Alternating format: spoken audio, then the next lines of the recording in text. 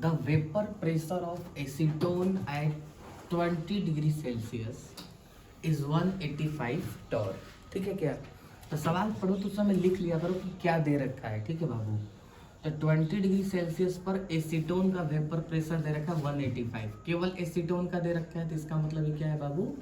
P not they रखा है ना, प्योर वाले का दे रखा है। When 1.2 gram of non-volatile substance was dissolved in 100 gram of acetone at 20 degree Celsius, तो उस समय जब मिलाने पर, सुनना मेरी बात, एसीटोन में जब नॉन वोलेटाइल सब्सटेंस मिला रहे तो उस समय वेपर प्रेशर कितना है बाबू? 183। इसका मतलब ये कौन है बाबू? पी सॉल्यूशन है। Molar mass of the substance पूछ रहा है। अब किसका मोलर मास पूछ रहा है? एसीटोन का थोड़ी पूछेगा वो। किसका पूछ रहा है बाबू? नॉन वोलेटाइल सब्सटेंस का मोलर मास पूछ रहा है, क्योंकि एसीटोन तो लिखा है, तुम तो मालूम ही है कितना होगा। ठीक है, तो हम लोग करते क्या है, पहले फॉर्मूला लगाते हैं। क्या फॉर्मूला कल बताया था कि पी सॉल्यूशन किसके बराबर होता है? P not into x solvent के बराबर होता है। कोई दिक्कत बाबू इससे? ठीक है, पी सॉल्यूशन जरा देखिए कर बता। हाँ 183। अच्छा इधर देखिए, यहाँ पी नॉट की वैल्यू कितनी है बाबू? तो क्या उस 185 को मैं अपने पास बुला लूं डिवाइड में, तो ये किसकी वैल्यू निकल कर आ गई बाबू? एक्स सॉल्वेंट की वैल्यू। कोई दिक्कत किसी को? ठीक है। अच्छा एक बात बताइए, किसी भी मोल फ्रैक्शन का सम हमेशा किसके बराबर होता है?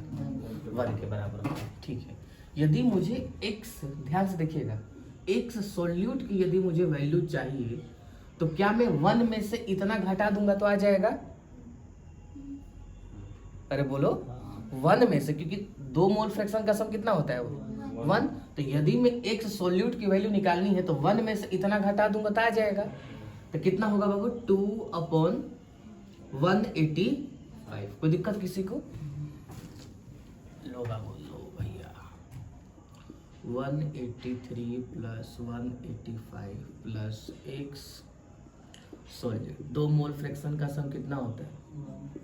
तो यहाँ से एक सॉल्यूट की वैल्यू निकालनी होगी, तो हम क्या करेंगे बाबू? आप ही बताइए। 1 माइनस 183 अपॉन में 185। आ रही बात समझ में? तो 2 अपॉन कितना होगा बाबू? 185 होगा। आप बताइए जरा, डिनोमिनेटर क्या है बाबू? न्यूमरेटर से बहुत बड़ा है। बड़ा नहीं है, बहुत बड़ा है। इसका मतलब एक सॉल्यूट की वैल्यू क्या होगी बाबू? ना के बराबर आएगी। क्या आएगी बाबू? ना के बराबर। यानी कि ये जो सॉल्यूशन आप कंसीडर करेंगे वो कैसा सॉल्यूशन करेंगे बाबू? डाइल्यूट सॉल्यूशन कंसीडर करेंगे। कैसे समझ में आए हमको कि डाइल्यूट सॉल्यूशन होगा? क्योंकि एक्स सॉल्यूट की वैल्यू क्या है बाबू? बहुत कम है। आ रही बात समझ में? इसका मतलब यदि मैं एक्स सॉल्यूट लिखने की कोशिश करूं तो सर वो बराबर होगा, ऊपर कौन होगा बाबू? सॉल्यूट का मोल, और नीचे होगा सॉल्यूट प्लस सॉल्वेंट। लेकिन सॉल्यूट को हमने क्या बोल दिया बाबू? बहुत छोटा है, इसलिए हमने उसको क्या कर दिया बाबू? इग्नोर कर दिया। तो नीचे क्या रह जाएगा बाबू? N solvent. कोई दिक्कत किसी को? पक्का? अच्छा एक बात बताइए, आप लोग ध्यान से देखते रहिएगा। एक्स सॉल्यूट की वैल्यू बताइए। आप कहेंगे 2/185। बाबू ये डिवाइड में है तो हमारी तरफ आएगा, तो किस में होगा? मल्टीप्लाई में। तो बताइए, मुझे मोल निकालना है सॉल्वेंट का, कैसे निकाले?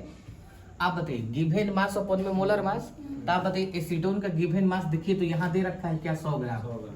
गिवन मास अपॉन में मोलर मास। अब एसीटोन का मोलर मास, तो एसीटोन का फॉर्मूला क्या होता है? CH3 C double bond O, और ये होता है बाबू CH3। आप लोग मुझे मोलर मास बताइए जरा। कार्बन 1 2 3, आप लोग करिए 6, और एक क्या हो गया बाबू? ऑक्सीजन। तो 3 × 12, 6 × 1, और ये हो गया 60।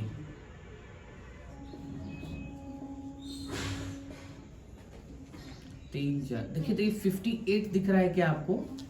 दिखेगा तो बोलिएगा, है ना? 58 है ना? ध्यान से।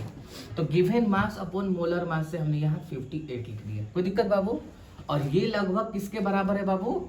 एन सॉल्यूट के। बाबू इसको मैं इधर लेकर चला गया तो मल्टीप्लाई हो गया। ठीक है, ध्यान से पहले देख लिया। पहले एन सॉल्यूट, यानी कि अब सॉल्यूट का मोल निकालना है, यानी कि गिवन मास अपॉन में मोलर मास। सॉल्यूट कौन सा था? नॉन वॉलेटाइल था। देखिए इसका गिवन मास दे रखा है 1.2 दे रखा है, और मुझे मोलर मास से क्या करना है बाबू?